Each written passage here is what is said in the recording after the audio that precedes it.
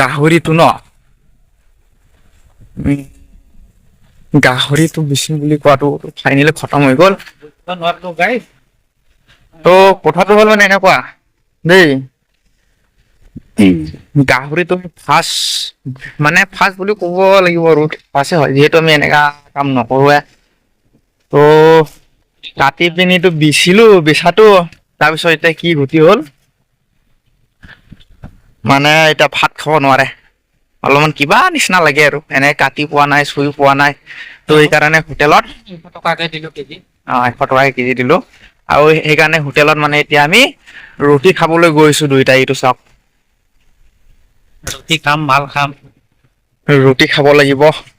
যিহেতু যোৱাকালিৰ পৰা গাহৰি চোৱাৰ কাৰণে ভাতে খাব পৰা নাই আমাৰ এনেকা অভ্যাসো নাই যে নহ'লে এটা খাম তো হোটেলত যাওঁ আৰু ইয়া আমাৰ মমা ৰুটি খাম ঘুগুনি খাম লচি পুৰি খাম আৰু কি খাম তো ভিডিঅ'টো লাষ্টলৈকে চাই থাকিব বহুত মজা পাব মানে দেই তেতিয়া অলপ ভাল লাগিব এইটো চা গাইছ আধা ৰাস্তাই পোৱা নাই বতৰটো একদম বিয়া হৈ গৈছে আৰু বৰষুণ দিব পাই দেই মই আগে গৈছো মই পিছে পুৰা বতাহ চলাইছে চাইকেলে চলাব নোৱাৰে যিহেতু মোক বাইকটো আজি দেখাই মানে এই চিলাপথাৰ লৈ গ'ল এইটো চা পুৰা বৰষুণ দিব চাগে না মামা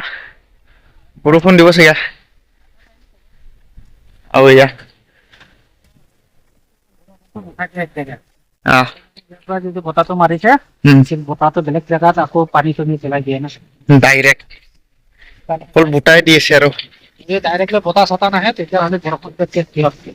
আহিবই বৰষুণটো ইয়াত নপৰে আৰু আমাৰ তাত এনেই অলপ চলপ পৰিব কিন্তু বেলেগ জেগাত যাবগৈ আকৌ বতাহ তো এতিয়া আমি ৰুটি খামগে ৰুটি যিহেতু ভাত কিবা নিচিনা লাগে আৰু এইখন বিলত এয়া পথাৰ আমাৰ এই পথাৰত ৰাতিপুৱা আহিলে কুচিয়া পাই কাটিবলৈ ডাঙৰ শ'ল মাছ ফিচাৰী মাছ ওলাই আৰু আপোনালোকে লাইভ কমেণ্ট কৰিব যদি আপোনালোকে জানিব বিচাৰে বা আপোনালোকে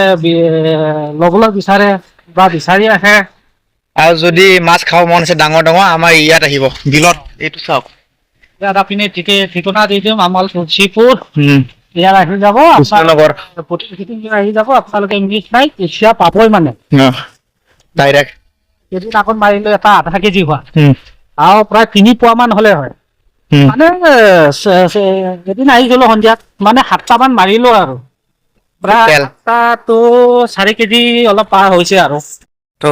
আমি ফাইনেলি ৰুটি চুটি খেয়ে পেলাম তো খেয়ে মুচোন আকৌ এলা ঘৰ যাবাগে বৰ হলে মানে সোমাইছিলে ন ৰখিব লাগিব আকৌ ওৰা আহিব লাগছে এত দেৰি হবে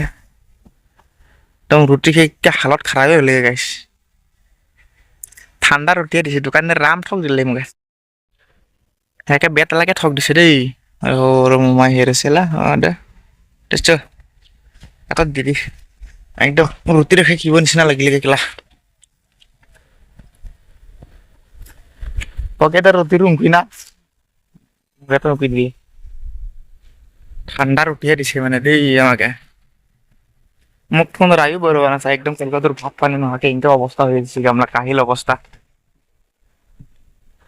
আর গাড়ি সৌর দামি গিয়ে রে তোমাকে দেখি এটা বলে একদম ভিতরে চলা গিয়ে রে বলে তেল সেল না লাগে বলে হ্যাঁ ভিতরে গিয়ে রে তোমাদের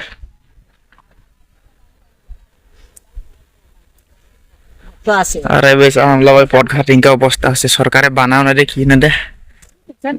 আছে বহুত আছে স্পিরিট কই না থাকতে স্পিরিট নাই কয় মানে তো বহুত স্পিরিট আছে যেহেতু পড়ি নি থানা ইদলে এর এসা পড়িলে ইনকা অবস্থা